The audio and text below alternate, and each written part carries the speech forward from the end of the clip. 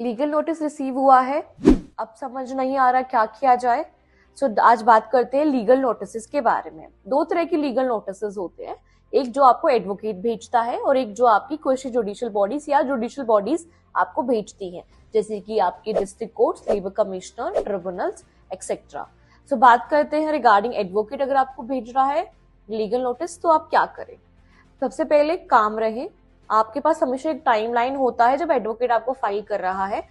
इसमें या तो वो केस फाइल करने वाला होता है या केस फाइल कर चुका होता है। तो दो केसेस होते हैं, दोनों केस में आपको शांति रहना है। आपको एक एडवोकेट को हायर करना है, कंसल्ट करना है लॉयर को, एंड उसके बाद आपको रिप्लाई फाइल करना है। आपने हमेशा रिप्लाई बहुत यू कैन से बहुत इजी रहना चाहिए, हमेशा डिनायल रहना चाहिए रिगार्डिंग योर एलिगेशंस। एंड बात करें कि विद इन टाइम फ्रेम आप रिप्लाई फाइल कर सकते हो, हमेशा आपको एटलीस्ट 7 to 15 डेज का टाइम मिलता है जिसमें आपको रिप्लाई फाइल करना होता है। अब हम डायरेक्टली कभी भी अपने जिस पर्सन ने आपको नोटिस भिजवाया है आप डायरेक्टली उससे बात नहीं कर सकते। आप अपने एविडेंसेस को कलेक्ट कीजिए एंड अपना पूरा मटेरियल एंड पूरी इंफॉर्मेशन विद द लॉयर के साथ शेयर कीजिए।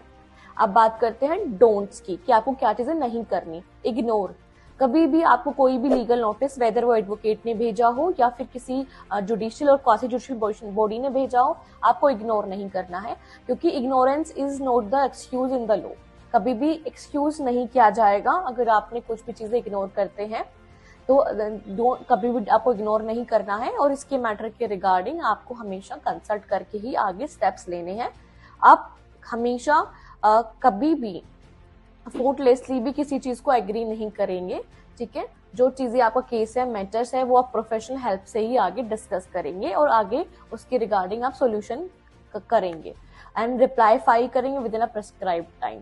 एंड अब बात करते हैं अगर क्वासी जुडिशियल बॉडीज की तरफ से आपको नोटिस आया है, सबसे पहले आपको जो नेक्स्ट हियरिंग डेट है जिसमें आपको बुलाया गया है, उस नेक्स्ट डेट ऑफ हियरिंग के बारे में आप पता करेंगे एंड द पर्सन जिसने आपके अगेंस्ट भेजा है उसके बारे में आप पता करेंगे। आप उसको अप्रोच नहीं करेंगे, कोई कम्युनिकेशन नहीं रखेंगे, लेकिन आप इंफॉर्मेशन कलेक्ट करेंगे। तक जो केस आपके ऊपर फाइल हुआ उस केस की इंफॉर्मेशन आप निकलवाएंगे कि किस तरह केस फाइल हुआ, किस सेक्शन में आपके अगेंस्ट केस फाइल हुआ है।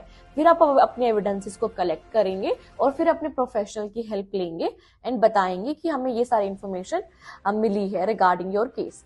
और अपने केस प्रेजेंट होने से पहले आप हमेशा कंसल्टेशन लेकर ही आप केस को फाइल करेंगे।